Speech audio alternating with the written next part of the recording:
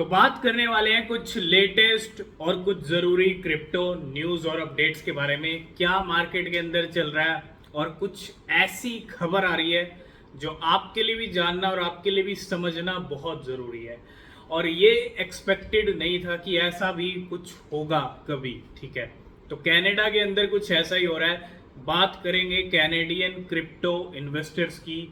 और सबसे पहले बात करेंगे इंडोनेशिया की। इंडोनेशियन गवर्नमेंट ने यहाँ पे खुद की जो एक्सचेंज है वो यहाँ पे लॉन्च कर दी है। जी हाँ, ऐसा एक प्रपोजल हमको कुछ महीनों पहले 2022 में भी देखने को मिला था कि खुद की नेशनल क्रिप्टो एक्सचेंज, रशिया की तरफ से भी ये प्रपोजल आया था, मतलब कि रशिया भी ऐसा कुछ कर सकता है।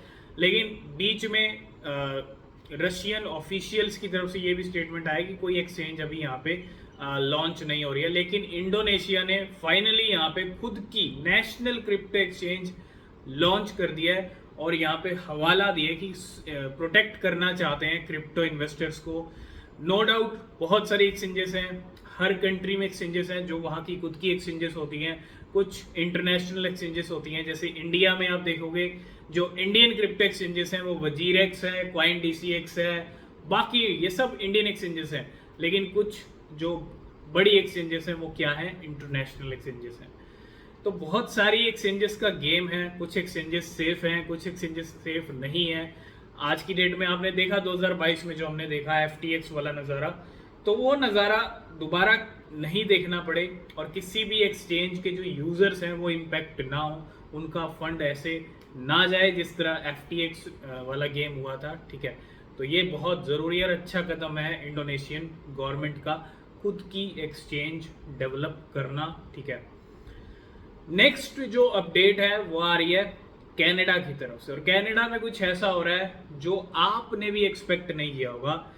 कनाडा के अंदर क्रिप्टो करेंसी जो है वो चोरी हो रही है। कहाँ से? क्रिप्टो इन्वेस्टर्स के घर से। आप क्रिप्टो को हार्डवेयर वॉलेट के अंदर रखते हो, ठीक है, बहुत सारी चीज़ें होती हैं। सेंट्रलाइज्ड एक्सचेंजेस की बात करूं, डिसेंट्रलाइज्ड एक्सचेंजेस की बात करूं, आपको कीज मिलती हैं जो आपको सेव करनी होती हैं, है ना। वो कीज एक तरह से आपका ताला है आपके लॉकर का, मतलब आपकी क्रिप्टो करेंसी जहां आपने रखी हुई है वो कीज अगर आपसे खो गई तो फिर आपकी क्रिप्टो समझ लो गई। ठीक है, और ऐसी ही कीज चोरी हो रही हैं। कहाँ पे? घर में से चोरी हो रही हैं कनाडा के अंदर। ऐसी एक रिपोर्ट नहीं, बहुत सारी रिपोर्ट मिली हैं। ठीक है, तो ऐसा तो किसी ने एक्सपेक्ट नहीं किया था, क्योंकि क्रिप्टो करेंसी की जहां तक बात आती है वो एक डिजिटल करेंसी है, डिजिटल है सब कुछ, उसको आप फील नहीं कर सकते। उसको आप रख सकते हो किसी भी एक्सचेंज में, चाहे सेंट्रलाइज, डिसेंट्रलाइज या हार्डवेयर वॉलेट के अंदर। लेकिन क्या हो रहा है, कीज चोरी हो रही हैं। और वो कीज, जैसा मैंने कहा कि वो एक ताले की चाबी है, और अगर वो ही चोरी हो गई तो आपकी क्रिप्टो कोई नहीं बचा सकता। और ऐसी रिपोर्ट मिल रही है कनाडा के अंदर ये सब कुछ हो रहा है। ठीक है, तो उम्मीद है इसको जल्दी सॉल्व किया जाए, क्योंकि ऐसा नहीं होना चाहिए। और ये किस तरह से हो रहा है, कीज चोरी होना, और कीज बहुत बड़ा मैटर करती है। बहुत सारे क्रिप्टोज, बहुत सारा फंड लोग जो है अपनी सेंट्रलाइज में रखते हैं, डिसेंट्रलाइज में रखते हैं। ठीक है, तो इस तरह की रिपोर्ट मिल रही है कनाडा से। नेक्स्ट लास्ट में हम बात करेंगे क्रिप्टो मार्केट के बारे में। तो क्रिप्टो मार्केट की बात करें तो कल बिटकॉइन ने 30,000 का लेवल फिर से हमको दिखाया था, $30,400 का लेवल दिखाया। लेकिन वहां से लेवल वापस नीचे आ गए। और कहते हैं ना, मैंने आपको पहले ही कहा था कि डेली क्लोजिंग से पहले पूरा दिन मार्केट जो चल रही है।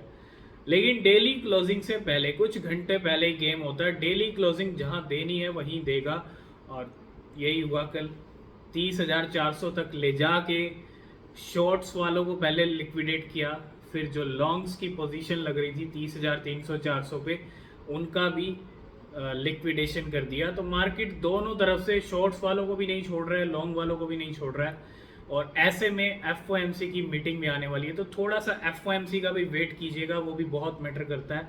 ठीक है, 26 जुलाई की रात को आएगा डिसीजन, क्योंकि सीपीआई डेटा 3% पहुंच गया, तो मे भी कोई डिसीजन ना आए, लेकिन वेट करना पड़ेगा हमको। और एफओएमसी तक बिटकॉइन क्या कुछ करता है, अभी 5 दिन है, तो 5 दिन में क्या बिटकॉइन 30,000 पे टिका रहेगा या हमको लेवल नीचे जाते हुए दिखेंगे, ये धीरे धीरे चीज़ें क्लियर होंगी और हम आपके साथ डिस्कस करते रहेंगे। तो ये थी थोड़ी इंपॉर्टेंट अपडेट्स, एक तो इंडोनेशिया की तरफ से खुद की नेशनल क्रिप्टो एक्सचेंज, और कनाडा में जो कुछ हो रहा है वो बिल्कुल ठीक नहीं हो रहा है, क्रिप्टो करेंसी ही चोरी हो रही है। तो आज की इस वीडियो को करते हैं इवेंट। वीडियो पसंद आया लाइक शेयर कमेंट कीजिएगा। कोई भी क्वेश्चन कोई भी सवाल है पूछ सकते हैं। किसी भी क्रिप्टो में इन्वेस्ट कर रहे हैं तो हमेशा अपनी रिसर्च करें।